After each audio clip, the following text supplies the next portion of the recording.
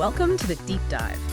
We're here with insights curated by White Sky Hospitality, aiming to cut through the noise for you, the busy hotelier. We'll extract the crucial takeaways from this week's key hotel and travel distribution stories. Exactly. Things move so fast in distribution. Staying informed is really key to making the right strategic calls.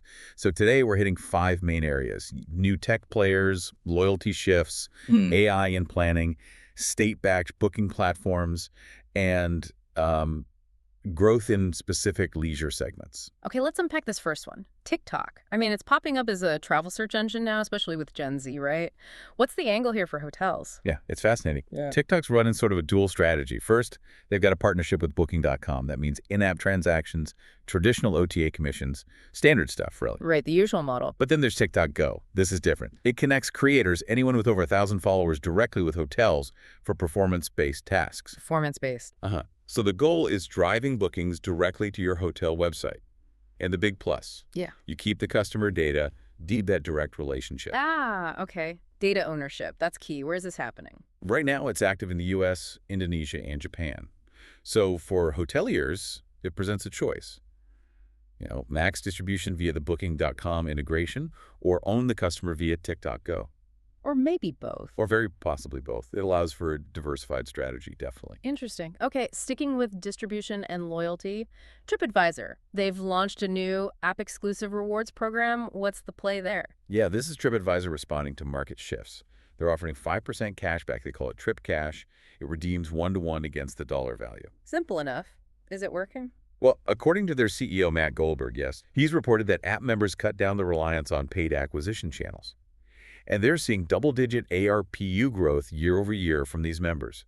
That's average revenue per user. Wow, double digits. That's significant. It is. And the program rewards more than just bookings. It also rewards community engagement writing reviews, offering travel guidance, plus personalized bonuses. So building loyalty beyond just the transaction. Precisely. Their president, Kristen Dawson, framed it as positioning Tripadvisor as a planning destination, not just somewhere you finalize a booking. They started in the US, now rolling out globally, automatically enrolling users. It's all about deeper engagement. Okay, makes sense. Let's shift gears a bit. Google, they're making a big move with AI in travel planning flight deals. How does this change discoverability for hotels, even though it's flight-focused for now? It's a big indicator of where search is going. This uses their Gemini 2.5 AI.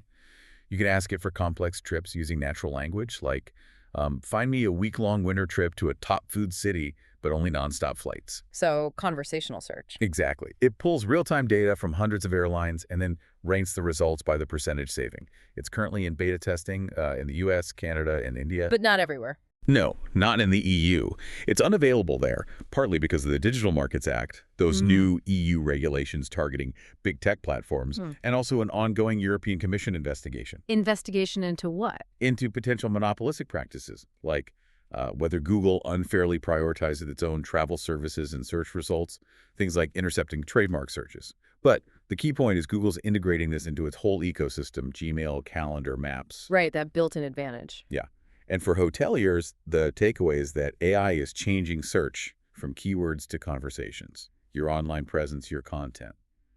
It needs to cater to these natural language queries now. That's a fundamental shift to track. Now, speaking of different market dynamics, what about China's state-backed booking platform, Umetrip? How does that fit into the global picture? Umetrip is quite unique. It's actually embedded within the official Civil Aviation Information app. It's got backing from the KIAC, the Civil Aviation Administration of China, plus 37 Chinese airlines. Wow, direct government and airline backing. And Travelski Technology, which is China's main PSS and GDS provider, handles the infrastructure. The stated goal is clear: challenge the dominance of Trip.com Group domestically and pull traffic away from the OTAs. We've seen airline consortiums try things like this in the West before, like Orbitz, and fail. Why might this be different? Good question. The key difference is that state backing and regulatory support. It creates this sort of coalition of equals under government endorsement, which Western attempts lacked. But state backing isn't everything, is it? No, absolutely not. Its success will really depend on the user experience.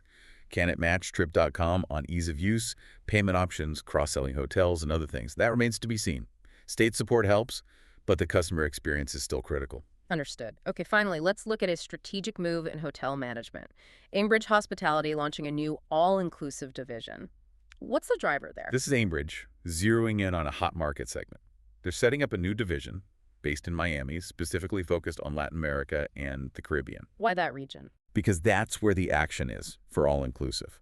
An incredible 88% of the world's all-inclusive hotel inventory is concentrated there. Plus, STR data shows all-inclusive properties are growing 4 times faster than other leisure hotel segments. 4 times faster. Okay, that's a compelling number. Definitely. And this move comes right after Aimbridge did a major financial restructuring. They converted about $850 million of debt into equity, got $75 million in new capital, and slashed their total debt significantly. So they're financially stronger and targeting growth. Exactly. And their CEO, Craig Smith, actually has direct experience growing Marriott's footprint in Latin America. So the expertise is there. They expect operations for this new division to start near the end of 2025. It's a clear strategic bet on a high-growth area. So quite a week. We've touched on social media turning into a booking channel, AI revolutionizing search, state and prevention and distribution, and major management companies pivoting to growth segments. It really underscores how dynamic things are. It absolutely does. And it leaves us with a crucial question for you, the hotelier listening in. With technology constantly shifting the distribution landscape, from TikTok to AI, and this ongoing battle for direct bookings playing out across every channel, how are you going to adapt? How will you leverage these tools, protect your data, and stay ahead of changing guest behaviors and even regulations? What do you see as the next big thing in connecting directly with your guests?